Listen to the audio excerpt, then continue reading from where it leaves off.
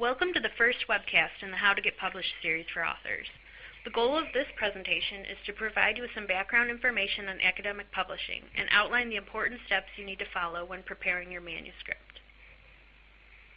The peer review process was first used in the 17th century in the philosophical transactions of the Royal Society. As you can see in the graph, showing the number of journal titles which were launched and are still being published, the concept of evaluating articles by experts in the field continues to be a popular practice, and the number of peer-reviewed journals continues to grow. To give you an idea about the volume of articles we're talking about and the work involved in their publication, let's look at this illustration of the publishing cycle Elsevier. For example, nearly 10 million articles are currently archived in our system. Depending on the journal, up to 90% are rejected by one of the 7,000 editors that we work with. Those articles that are not rejected up front will undergo peer review, and currently we work with around 500,000 reviewers in evaluating those articles. Overall, nearly 500,000 articles are in the end accepted by the editors each year and produced, which means that they're typeset, posted online, linked to various external platforms like PubMed, promoted to the appropriate audience, and of course archived for future use. You should consider publishing your research if you have information that significantly advances understanding in a specific research field. This could take the form of presenting new original results or methods, rationalizing, refining, or reinterpreting published results, reviewing or summarizing a particular subject or field. You should not consider publishing yet if your report lacks scientific interest or does not substantially advance the field, if the work is outdated, if you would be duplicating previously published work, or if your conclusions are incorrect or not acceptable. A strong manuscript and message is crucial in order to present your contributions to the scientific community. So what makes a strong manuscript?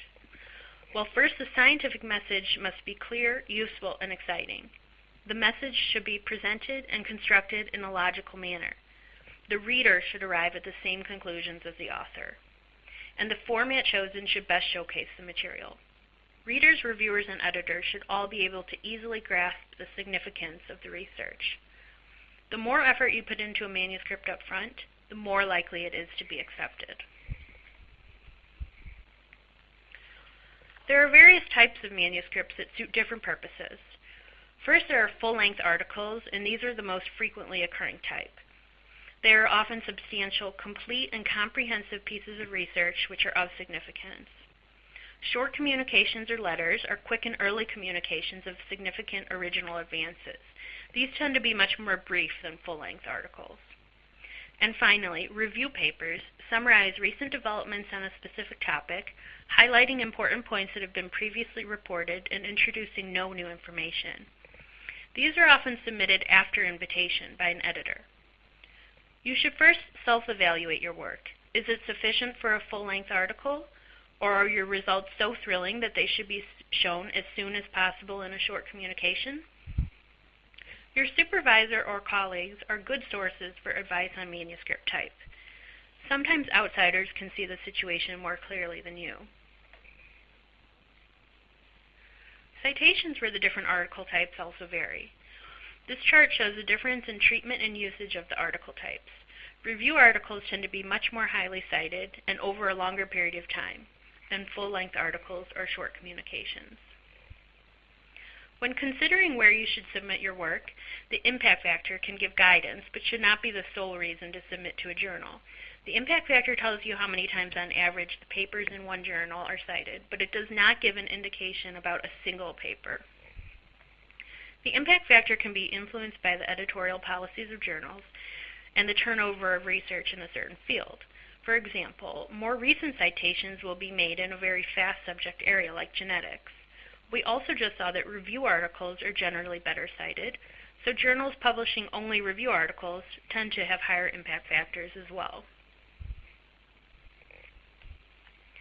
Investigate all candidate journals on Elsevier.com to find out their aims and scope, accepted types of articles, readership, and current hot topics. You can do this by visiting their homepage on the publisher's website and by going through the abstracts of recent publications. It's really important to select an appropriate journal so that your work will reach the intended audience. If your paper is outside the scope of a journal, it will likely be rejected immediately by the editor. Ask for help from your supervisor or colleagues when you're deciding where to submit.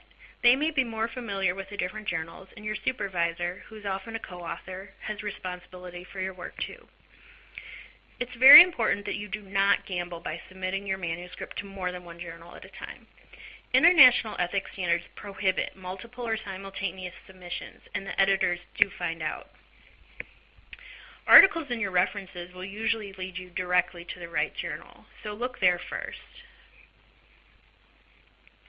Each journal typically has a guide for authors with specific details for the preparation of manuscripts. Apply the guide for authors to your manuscript, even to the very first draft. It can help you with the text layout, reference style, nomenclature, figures and tables, and other important items. It will save your time, along with the editors and reviewers. To summarize the steps to take before even beginning to write your paper, first, determine if you're ready to publish your work by analyzing the significance of your achievements. Then, decide the best type of manuscript, short communication, full original article, or review paper. Next, choose the target journal that is the most appropriate and has the right level of audience and prestige for your level of work. Finally, check the guide for authors of your target journal and get the details about manuscript preparation. Thanks for tuning into this webcast about preparing your manuscript. For more information or to watch other webcasts in the How to Get Published series, please visit our website.